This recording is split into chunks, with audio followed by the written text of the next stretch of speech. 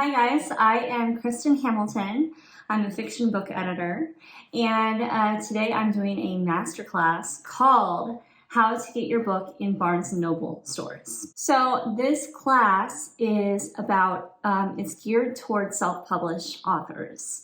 So essentially the class description is, if you're a self-published author, the concept of getting your book on the shelves at any nationwide bookseller is a major win in your career. After all, securing a spot for your book on local bookstore shelves is a key move to get more sales and more readers.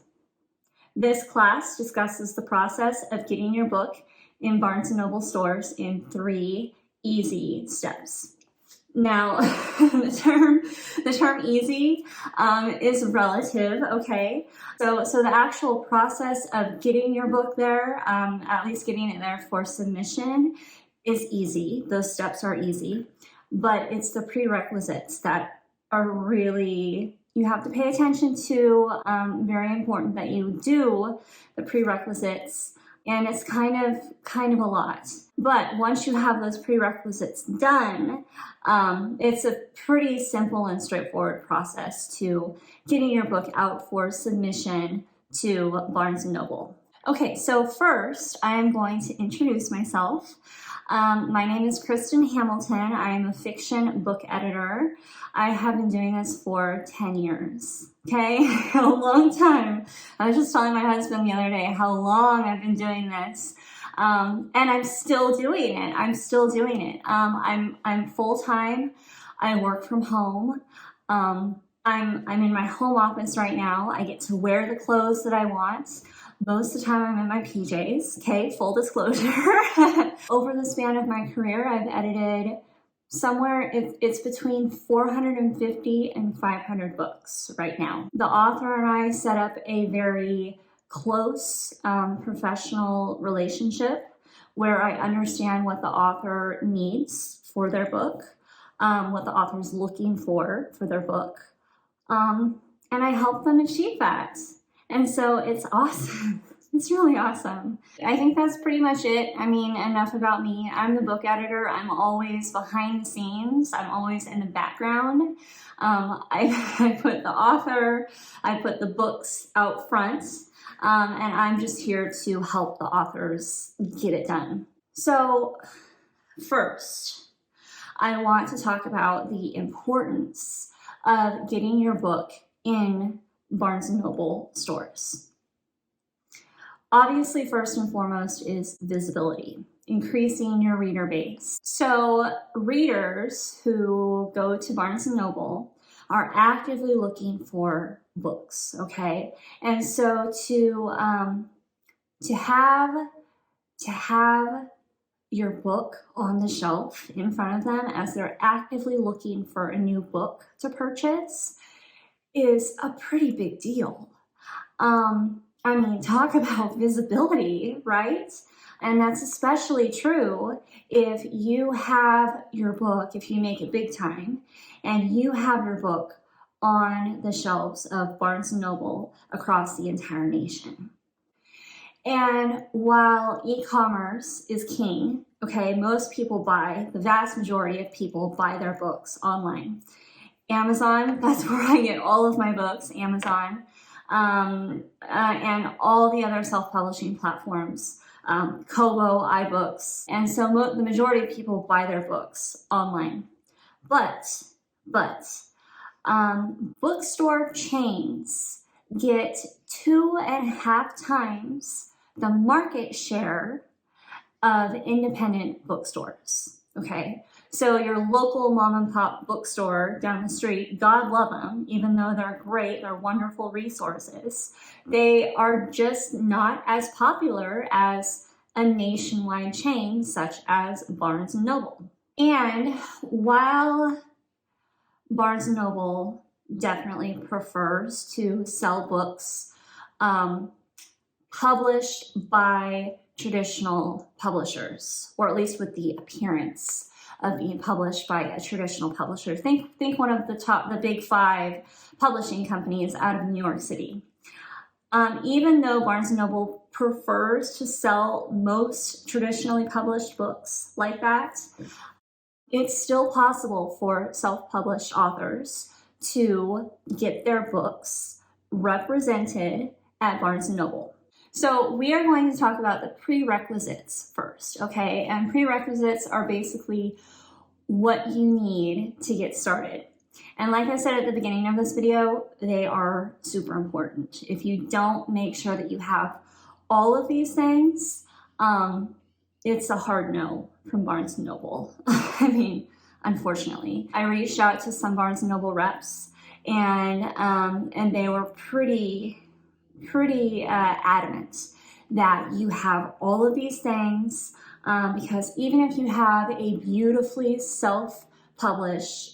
done self-published book, if you don't have these specific things in order, they're not interested.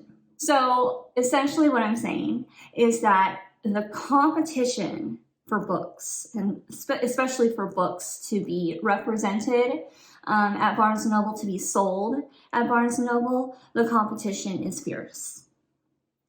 So for Barnes & Noble to even consider your book product, you have to put out a quality product.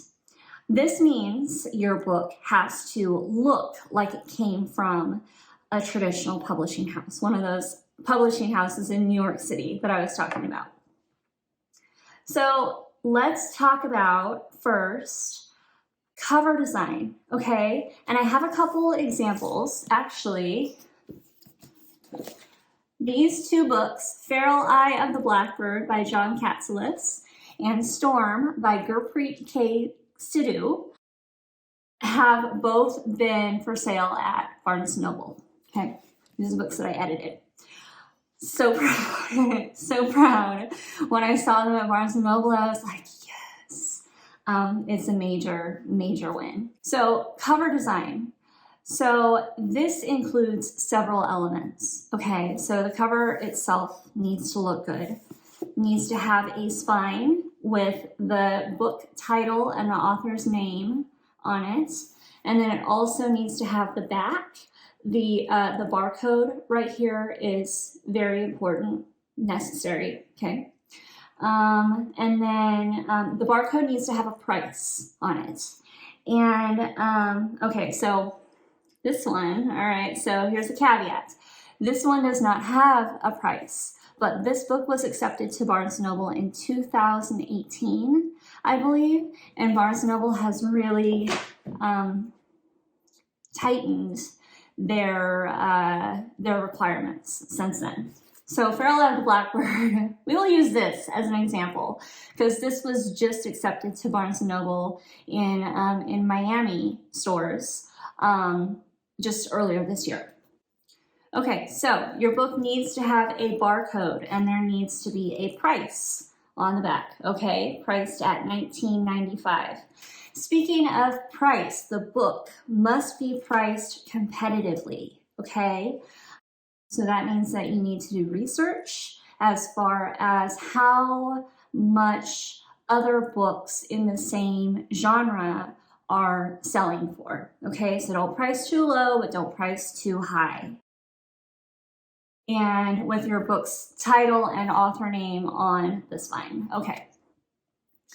Next thing, your book must be properly formatted as a paperback. This is a really big thing for self-published authors. I have seen a lot of self-published books where their formatting, the paperback book formatting, was terrible.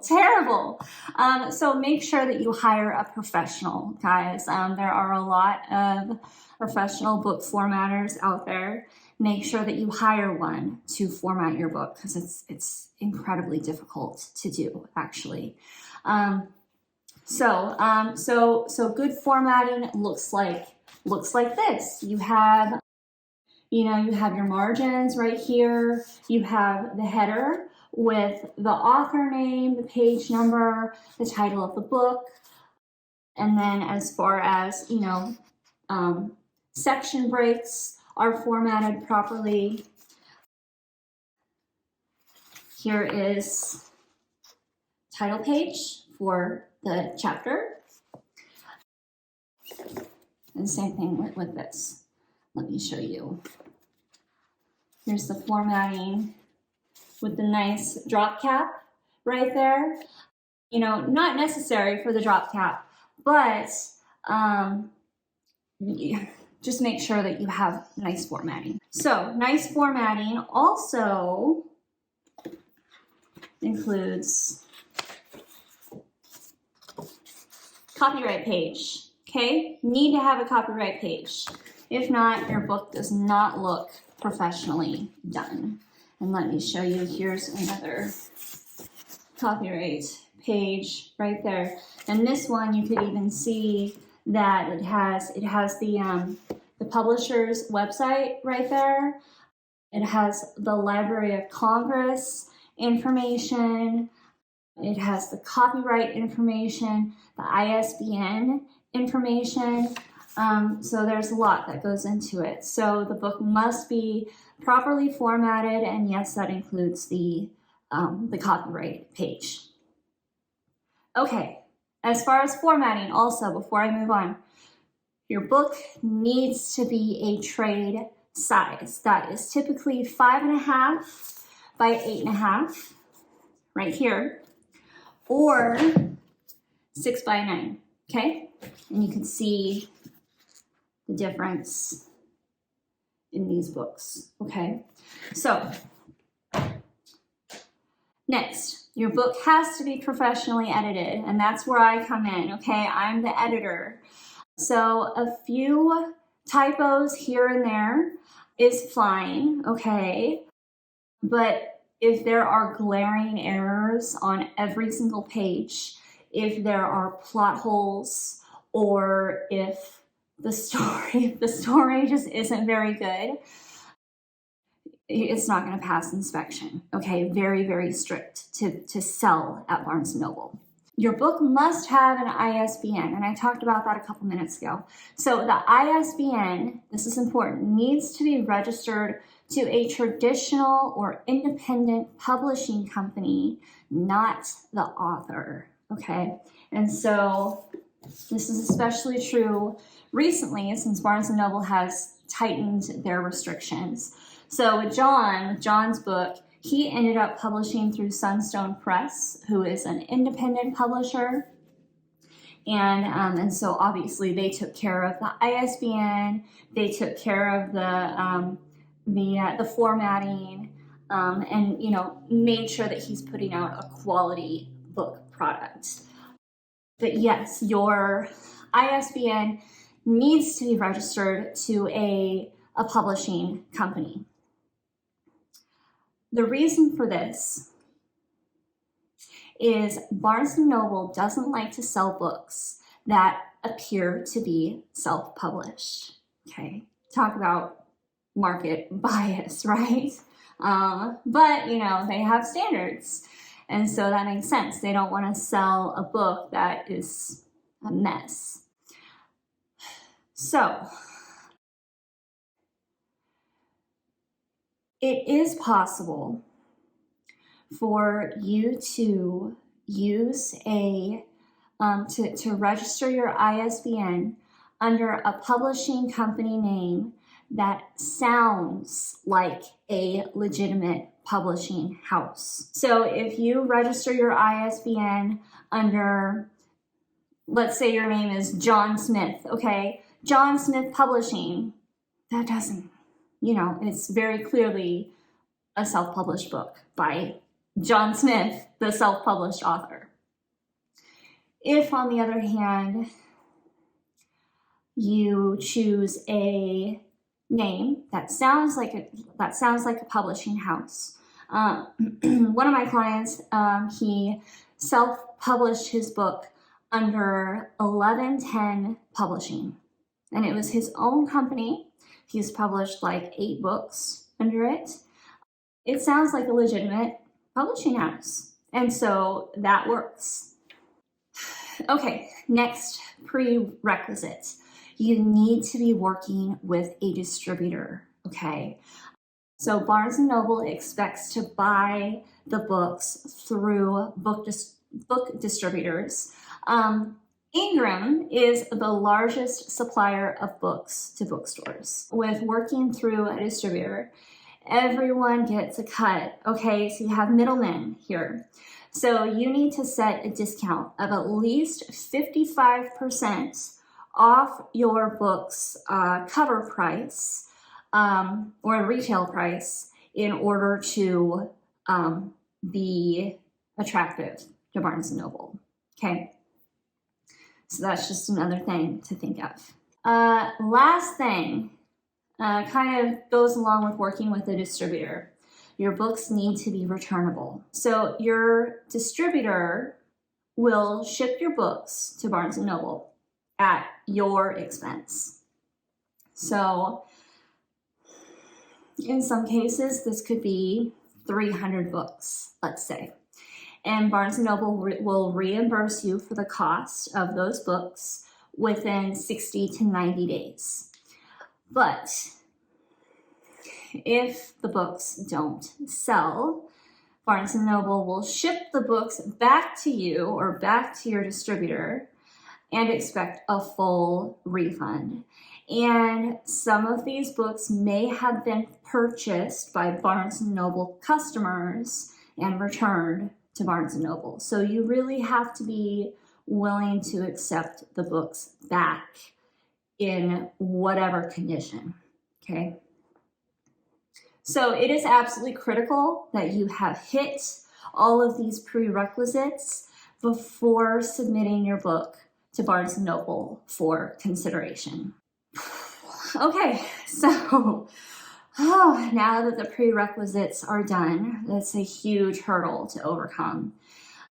But now that the prerequisites are done, submitting to Barnes & Noble for consideration is actually a pretty simple and straightforward process. And here's where we get into the 3 steps, okay? The 3 steps that I promised for submitting your book to Barnes & Noble.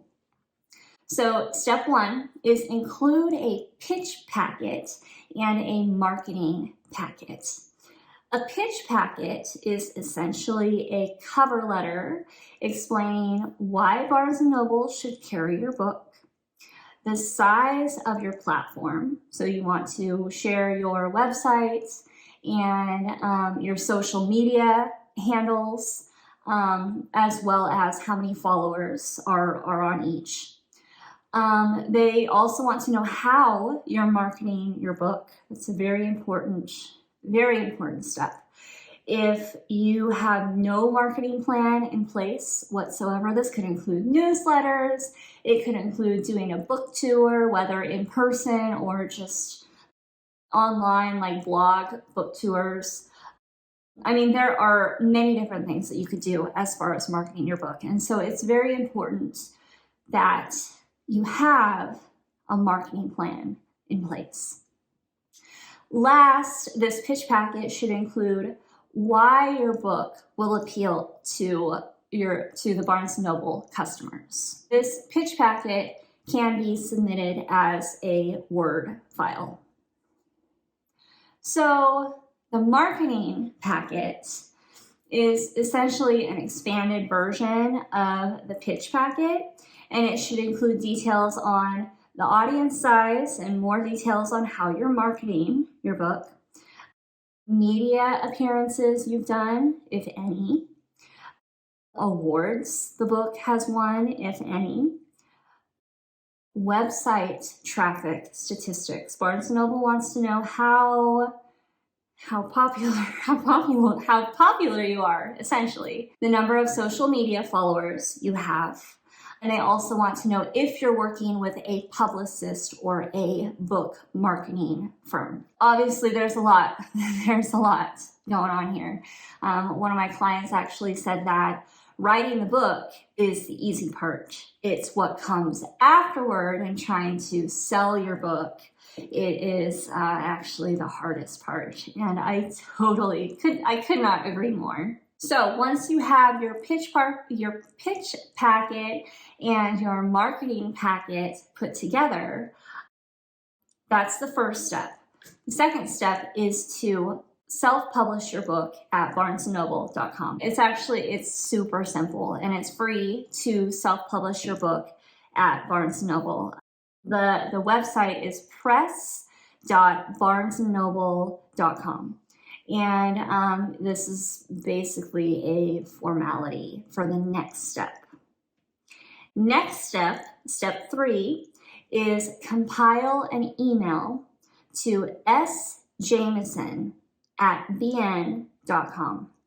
And in this email, you need to include the ISBN in the subject line, details on your marketing, media, publicity plan. This is where the pitch packet and the marketing packet come into play. The name of your distributor, the link to your book on barnesandnoble.com, and where you live. I have no idea why where you live matters, but they want to know this information. So you have all of this information available. Put it into that email. Cross your fingers, say a prayer, do a shot, whatever you want to do, and hit send and hope for the best, okay? After you submit, Barnes & Noble will request a physical copy of your book if they're interested, okay? In which case, they will read the book, they'll do a quality check to make sure the cover is good, the formatting's good, there's a barcode on the back, all those details that we discussed earlier. And basically you gotta wait. You gotta wait 4 to 6 weeks for their decision, and you'll be contacted via email. And if you're approved, you have another celebratory shot, or I don't know what you do. You freak out, you do the happy dance, you absolutely you go wild because this is amazing news. If you're not accepted, we don't talk about that. No, I'm just kidding. So if you're not accepted, or if it's too daunting to want to do all these steps to submit your book to Barnes & Noble for consideration, there are some alternatives. You can go in and talk to your local Barnes & Noble. And that's actually what John did with his book. He's from the Miami area, and he completely skipped the entire process of submitting his book online to this email address, because while that would be good for nationwide to be sold at stores nationwide, it is a lot of work. It's a lot of work. So what John did instead is he went into his local Miami Barnes & Noble, talked to the manager, said, "Hey, I got this book. Do you want to buy it?" and they said, yeah.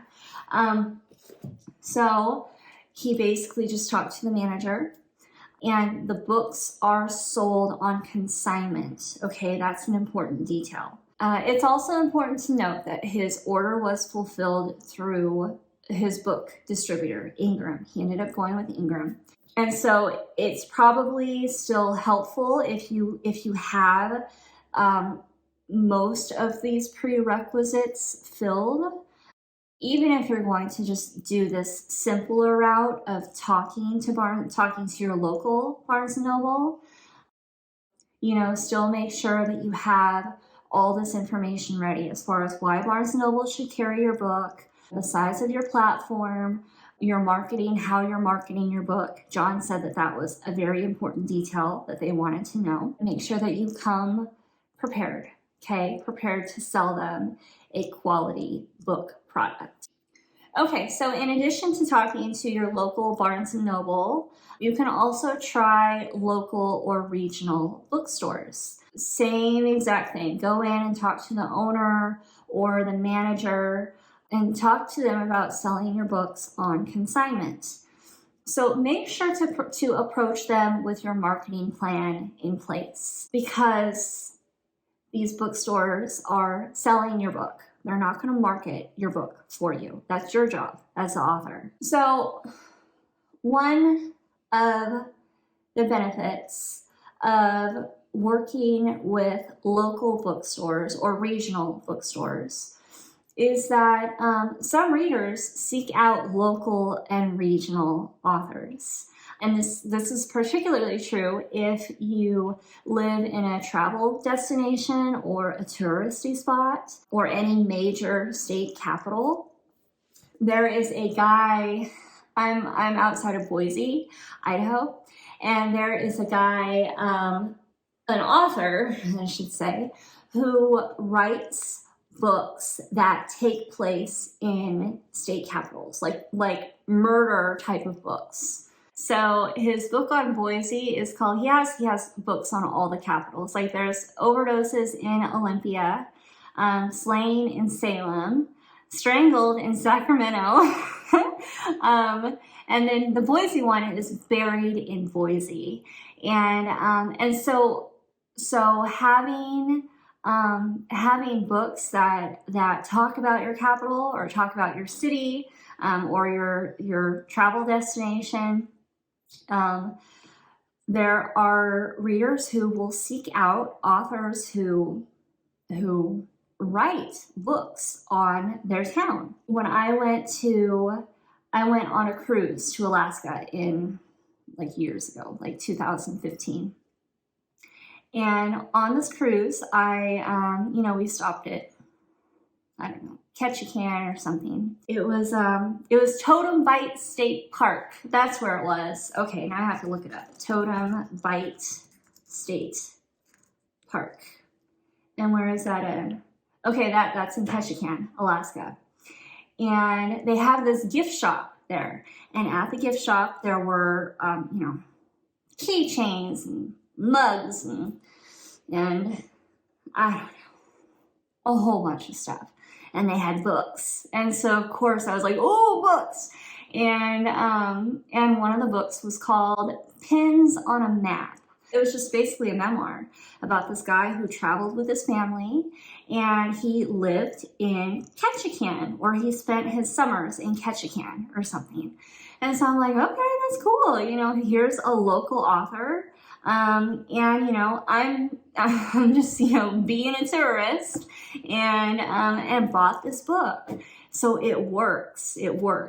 So my point is that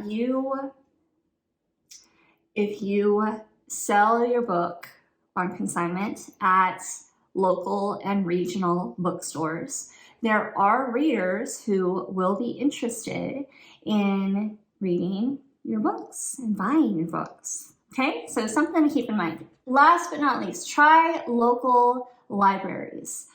So contact the head librarian or the procurement librarian and give them all this information that you have spent a while compiling. The ISBN, the marketing plan, the awards, the blurbs, and so on. Make sure your book is available through Baker and Taylor if you're in the US or Canada. That's the distributor to use for distributing your books to libraries. You can also offer to do an event like author readings, book signings, and that will draw readers to the library. It's a win-win situation, honestly, because people, come see you and learn about your book. Maybe check your book out at the library. And you can also do these author readings and signing events at Barnes & Noble as well. I've had quite a few of my clients actually go and do author signings at Barnes & Noble. If you have your stuff together, if you're selling a quality product, you have a pretty good chance of getting the word out there. The big picture here is that there is a lot that you need to do as far as getting your book ready for step one, okay? So making sure that you put together a quality book product, making sure that you have a good cover design, good formatting. The back needs to have a blurb, okay? I don't think I mentioned that before. The blurb is about 150 words, should be in present tense and describe the main characters and the problems that they face, the plot. You obviously don't want to give too much away with this. But yeah, just making sure that you put together a good product is really the biggest thing. So I will be hanging around answering questions in the chat. If you have any questions, feel free to drop them now.